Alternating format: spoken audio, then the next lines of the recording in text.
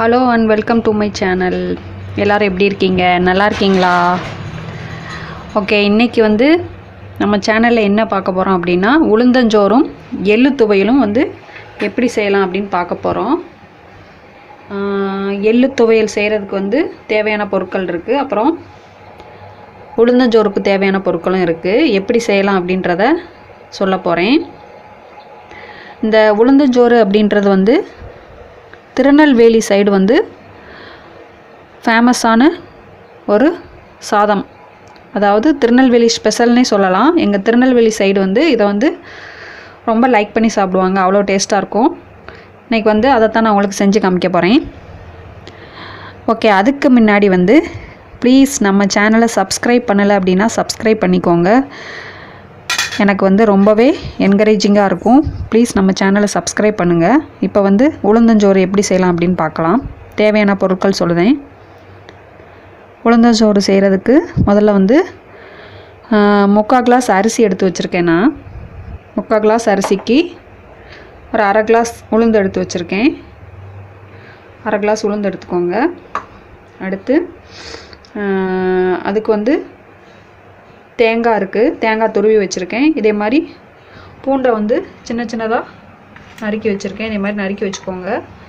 அடுத்து இது உளுந்தஞ்சோறு செய்கிறதுக்கு தேவையான பொருள். இப்போ எள்ளு துவையலுக்கு தேவையான பொருள் என்ன அப்படின்னு பார்த்துடலாம்.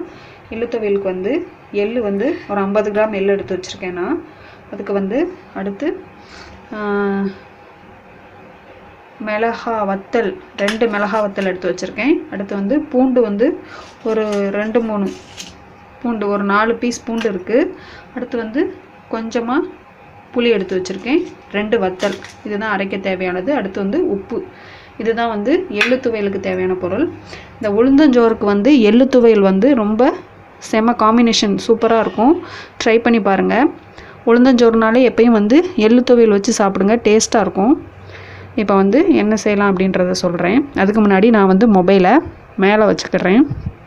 மேலே வச்சுட்டு உங்களுக்கு எப்படி செய்யலாம் அப்படின்றத காமிக்கேன்.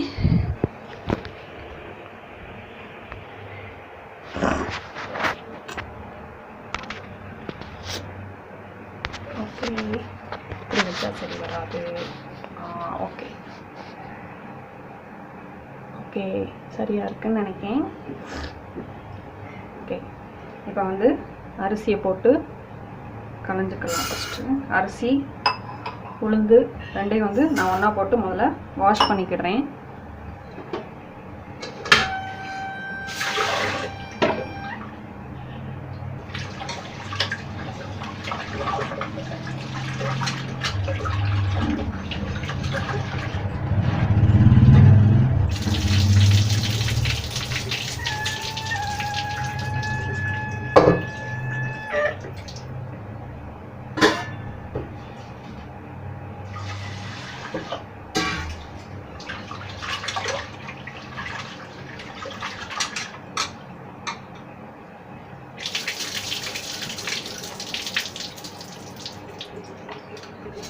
ஓகே, இப்போ இதை வாஷ் பண்ணியாச்சு.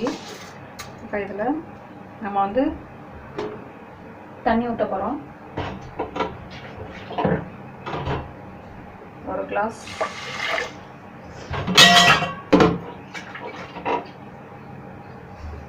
2 கிளாஸ்,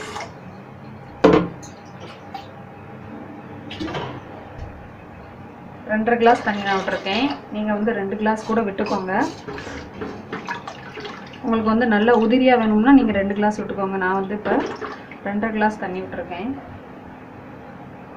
அப்போ தான் சாதம் கொஞ்சம் குலைவாக வரும், அதுக்காண்டி விட்டுருக்கேன். இப்போ நம்ம ஸ்டவ் ஆன் பண்ணிடலாம். ஸ்டவ் ஆன் பண்ணியாச்சு. இப்போ இதில் குட்டி குட்டியாக நறுக்குன வெள்ளைப்பூடை இதில் சேர்க்க போகிறோம். சேர்த்தாச்சு. இப்போ அடுத்து என்ன சேர்க்க போகிறோம் அப்படின்னா, உப்பு சேர்த்தாச்சு.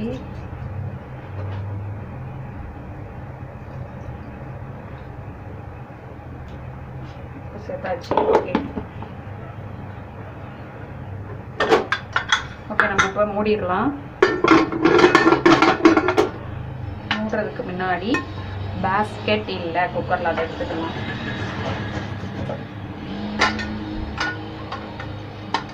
பேஸ்கெட் போட்டாச்சு. இப்போ இதை மூடிடலாம். உளுந்தஞ்சோறில் வந்து நிறைய அயன் இருக்குது. அதனால் வந்து லேடிஸ் வந்து உளுந்தஞ்சோறு வந்து அடிக்கடி செஞ்சு சாப்பிடுங்க.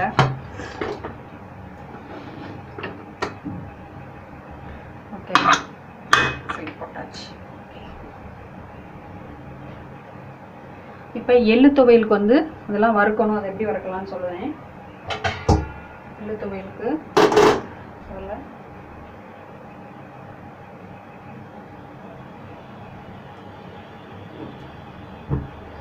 மொபைலை வந்து நான் இந்த பக்கமாக நகட்டி வச்சுக்கிறேன். ஏன்னா நம்ம வந்து அந்த ஸ்டவ் ஆன் பண்ணியிருக்கோம், அதனால் இந்த சைடு வச்சுக்கலாம். ஓகே, இதில் தெரியுதா உங்களுக்கு? ஓகே, தெரியும்னு நினைக்கிறேன். ஓகே, இப்போ வந்து எள்ளை வந்து ஃபஸ்ட்டு வறுத்துக்கலாம்.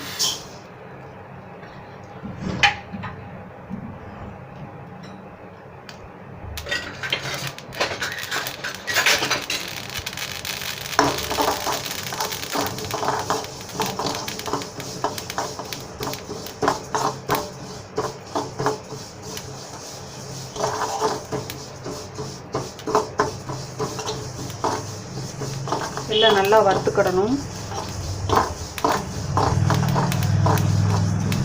எள்ளு வந்து நல்லா சட சட சட சடன்னு பொரிஞ்சு வரணும். வந்ததுக்கப்புறம் வந்து நம்ம அதை இறக்கிடலாம்.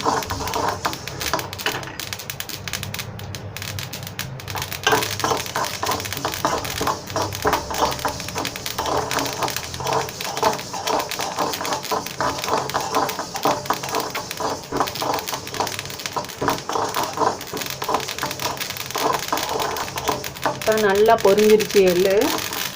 சவுண்டு நல்லா கேட்கா உங்களுக்கு. இந்த டைமில் நம்ம இதை இறக்கிடலாம்.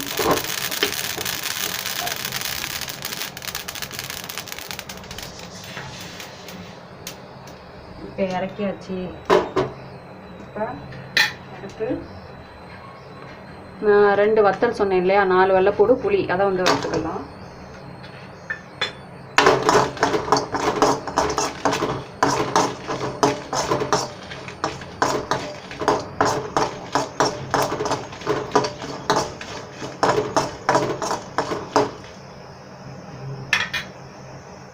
இப்போ வறுத்தாச்சு. இது எல்லாத்தையும் நம்ம இப்போ அரைக்க போகிறோம். சாதம் ரெடியாக இருக்குள்ளே இதை அரைச்சிடலாம். அரைச்சிட்டு நான் உங்களுக்கு காமிக்கேன் எப்படி இருக்குது அப்படின்னு. இன்னொன்று சொல்ல மறந்துட்டேன். இதை அரைக்கும் போது வந்து நம்ம உப்பு வச்சு அரைச்சிக்கணும். தண்ணி விடக்கூடாது, லைட்டாக தான் தண்ணி விடணும். கட்டியாக இருக்கணும் எள்ளு துவையல். அதனால் தண்ணி வந்து லேசாக சேர்த்துக்கோங்க. 1/4 கிளாஸை விட கம்மியாக சேர்த்துக்கோங்க. ஓகேவா? அரைச்சிட்டு காமிக்கேன் எப்படி இருக்குன்னு. இன்னொன்று சொல்ல மறந்துட்டேன். அரைக்கிறது கூட வீடியோ போட்டால் நல்லாயிருக்கும் அப்படின்னு என்னுடைய வீட்டில் அவங்க சொன்னாங்க. ஆனால் வந்து வீடியோ வந்து ரொம்ப பெருசாக போயிடும். அதுக்காண்டி தான் நான் வந்து உங்களுக்கு அரைக்கிறத காமிக்கலை. சரியா? ஓகே.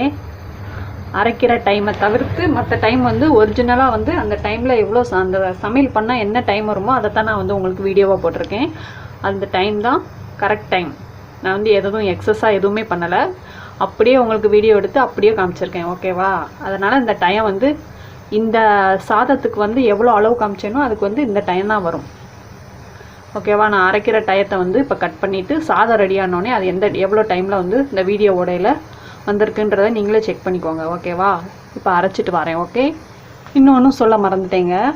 அரைக்கும் போது வந்து எள்ளு, மிளகா வத்தல், வெள்ளைப்பூடு, புளி எல்லாத்தையும் வந்து ஒன்றா சேர்த்து அரைச்சிருங்க. தனித்தனியாக அரைச்சிடாதீங்க. வறுத்தது தான் நம்ம தனித்தனியாக வறுத்துருக்கோம், ஒன்றா சேர்த்துக்கணும். இப்போ வந்து நம்ம குக்கரில் விசில் வர ஆரம்பிச்சிருச்சு. ஓகேவா? வெயிட் பண்ணுங்கள். அதுக்குள்ளே நான் அரைச்சிட்டு வந்துடுவேன். ஓகே, நம்ம குக்கரில் இப்போ விசில் வர ஆரம்பிச்சிருச்சு. இன்னும் ஒரு விசில் வந்ததும் நம்ம வந்து ஸ்டவ்வை ஆஃப் பண்ணிடலாம். ஓகே, அப்படியே இந்த சைடு மாற்றிக்கிறேன்.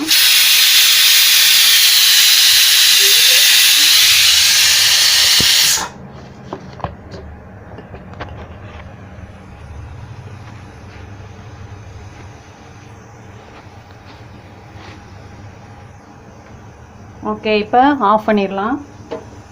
ஆஃப் பண்ணியாச்சு.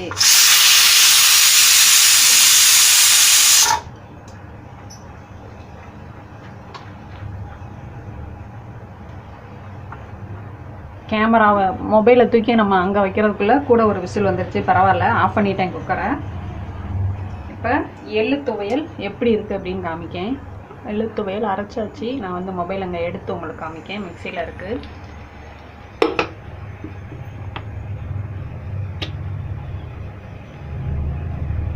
எள்ளு துவையலை அரைச்சாச்சு. நான் வந்து வேறு பாத்திரத்தில் மாற்றிட்டு உங்களுக்கு காமிக்கேன் எப்படி இருக்குன்னு. ஓகே, இப்போ மொபைல் அங்கே வச்சுட்டு நிப்பாட்டி வச்சுட்டு குக்கரெல்லாம் ஓப்பன் பண்ணதுக்கப்புறம் காமிக்கேன். குக்கர் வந்து இப்போ ஆஃப் பண்ணியாச்சு. ஆஃப் பண்ணி தான் இருக்குது. ஒரு 2 மினிட்ஸ் ஆகட்டும். அந்த ஹீட்டு போனதுக்கப்புறம் நான் உங்களுக்கு நம்ம வெயிட்டை எடுத்துகிட்டு அதுக்கப்புறம் பார்க்கலாம். ஓகே, துவையில் வந்து நான் இப்போ வேறு இதில் மாற்றிக்கிட்டு இருக்கேன். 10 மினிட்ஸ் வந்து நமக்கு இந்த சாதம் ரெடி ஆகிறதுக்கு ஆயிருக்குங்க. எல்லாமே ரெடி பண்ணி வச்சுட்டு ஸ்டவ் ஆன் பண்ணினா 10 நிமிஷத்தில் ரெடி பண்ணிடலாம். நான் இப்போ 10 நிமிஷத்தில் அதை ரெடி பண்ணியிருக்கேன். உளுந்தஞ்சோறு இது வந்து திருநெல்வேலி ஃபேமஸ். ட்ரை பண்ணி பாருங்கள், நல்லாயிருக்கும், ரொம்ப டேஸ்டியாக இருக்கும். மிக்சியில் உள்ளதெல்லாம் மாற்றியாச்சு. எள்ளு துவையெல்லாம் எப்படி இருக்குன்னு உங்களுக்கு காமிக்கேன். ஓகே, இதை வச்சிடலாம். எள்ளு துவையலை பார்க்கலாமா? எள்ளு துவையல் எப்படி இருக்குன்னு. எள்ளு துவையல் தயாராக இருக்குது. எள்ளு துவையல் இதே மாதிரி அரைச்சி சாப்பிடுங்க, டேஸ்ட்டாக இருக்கும். உளுந்தஞ்சோறுக்கும் எள்ளு துவையலுக்கும். இதில் வந்து இன்னொன்று சொல்லணும். இப்போ வந்து நம்ம குக்கரை ஆஃப் பண்ணிட்டோம். தேங்காய் துருவி வச்சுருக்கோம் இல்லையா, அதை வந்து வெயிட் எடுத்ததுக்கப்புறம் அதில் சேர்த்துக்கலாம். ஓகே, இப்போ நிப்பாட்டி வச்சு. ஓகே, இப்போ வந்து குக்கரை ஓப்பன் பண்ணி பார்க்கலாம் எப்படி இருக்குன்னு. தடான் தடான், உளுந்தஞ்சோறு ரெடி ஆயிடுச்சு. இப்போ வந்து தேங்காயை வந்து இதில் சேர்த்துடலாம். தேங்காயை சேர்த்தாச்சு. இப்போ கிண்டி விட்டுட்டு